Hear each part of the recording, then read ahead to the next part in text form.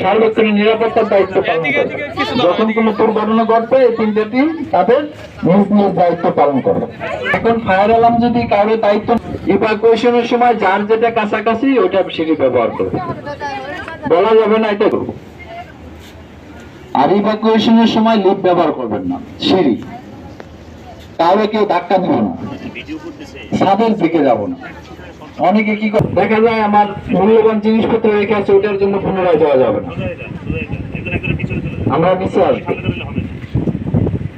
নিচে চলে আসবো। এখন আপনাদের বিল্ডিংটা কয়তলা? 6 তলা না? তাহলে কয়তলার লোক আগে নামবো? কয়তলার লোক আগে নামবো? 6 তলার লোক আগে নামবো। ঠিক আছে? ঠিক আছে না? 3 তলার লোক কি করবো? 3 তলার লোক আগুন পুরো মারা যাবে নাকি? ফ্লোরে আগুন লাগবো, ঠিক ওই ফ্লোরের লোক আগে নামাবো। ওই ফ্লোরে কাকে আগে নামাবেন? গর্ভবতী, অসুস্থ, প্রতিবন্ধী, বৃদ্ধ যদি থাকে তাদের আপনি আগে নামার সুযোগ করে দেবেন। তারপর নামবো কারা? সাধারণ মহিলা, তারপর দুর্বল পুরুষ নাকি? দুর্বল পুরুষ কারা? যারা রেগুলার আসে আর যায় নাকি? তারপরে সবল পুরুষ। এরপরে নামবো কারা? অফিস স্টাফ, ওই যে আছে, তারপরে যে যারা যারা অফিস স্টাফ আছে এরা। লাস্টে নামবো কারা? এই যে কোটি পরা আছে না, সাদা কোটি আর হলুদ কোটি, এই কোটি পরার নামবো লাস্টে। 3টা টিম ছিল, fire fighting team, rescue team, first aid team. এই 3টা টিম লাস্টে নামবে। ওই ফ্লোরে সম্পূর্ণ সার্চ করবো, কোনো আহত কেউ অজ্ঞান তাদের সার্চ করে লাস্টে নামবে। এখন আগুন তো সবসময় নিচের দিকে যায় নাকি? কোন দিকে যায়? নিচে না, উপরের দিকে।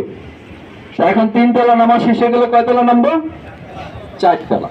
4 তলা ঠিক ওইভাবে সিস্টেম। আগে গর্ভবতী মহিলা ওইভাবে, 3 তলা যেভাবে নামছে 4 তলা ওইভাবে।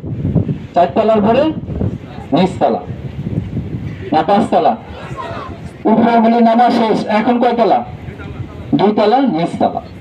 কিন্তু আগুন লাগলে ঠিক আমরা উল্টা করি। উল্টা কি? 3 তলায় আগুন লাগছে, দেখা যায় নিচতলা 2 তলার লোক নামার জন্য পাগল হয়ে যায়, তখন আর 3 তলার লোক নামতে পারে। এখন মনে করেন নামা শেষ, কোথায় আসবেন? এসে দাঁড়াবেন কোথায়? এই জায়গার নাম কি? Assembly point. অ্যাসেম্বলি পয়েন্টে প্রত্যেকে কি যার যার সেকশন বা ফ্লোর হিসেবে দাঁড়াবেন। দাঁড়ানোর পরে ফ্লোর ইনচার্জ সামনে থাকবে, সে কাউন্টিং করবে যে সকালে কতজন লোক এখানে হাজিরা দিয়েছে আর এখন কতজন লোক নিচে নেমে আসছে। এখন মনে করেন 2-1 আছে নতুন বিয়ে করছে, সে এনে না দাঁড়ায় বাসায় চলে গেছে। বাসায় যে বড় বলতেছে, তোমার দোয়া আছে দেখে পাচ্ছি, নাহলে আজকে বাসার কথা। সে কি কাউন্টিং আছে? 2-4 জনের সিগারেটের অভ্যাস, ওই দোকানে যায় একটা পাশে একটা টানতে 4-5, তারা কাউন্টিং আছে। এই জন্য এখানে দাঁড়াবেন, দাঁড়ানোর পরে কাউন্টিং করে ফ্লোর ইনচার্জকে বলে তারপরে কোথাও যাবেন। মিসিং হওয়া যাবে না। মিসিং হলে দেখা যায় প্রত্যেক ফ্লোরে 4-5 জন নাই। আমি আসলাম, জিএম সাহেব আমার বললো যে আমার ভিতরে 50 জন লোক আটকা আছে। আমি সার্চ করলাম, 1 জন পেলাম। কোথায়? কেউ বাসায়, কেউ চার দোকানে। এটা করা যাবে না, ঠিক আছে? আর গায়ে আগুন লাগলে কি করবেন? গড়াগড়ি সিস্টেম কি? গড়াগড়ি সিস্টেম হচ্ছে ঠিক মুখটা ধরে তারপর গড়াগড়ি। কারণ আপনার কোনো পা অথবা হাত পুড়ে গেলে বাঁচবেন, কিন্তু খাদ্যনালী, শ্বাসনালীতে হিট ঢুকে গেলে আর বাঁচা সম্ভব না। ঠিক আছে? মনে থাকবো? দোয়ার ভিতরে আটকা পড়লে কি করবেন? হামাগুড়ি দিবেন।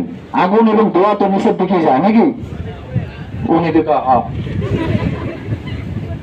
উপরের দিকে গেলে নিচের দিকে অক্সিজেনের পরিমাণ বেশি থাকে। এই জন্য আগুন এবং ধোঁয়ার মধ্যে পড়লে সাথে সাথে শুয়ে পড়ে, শুয়ে নাকটা ফ্লোরের কাছে নিয়ে কুলিং করে আস্তে আস্তে আস্তে চলে আসবে।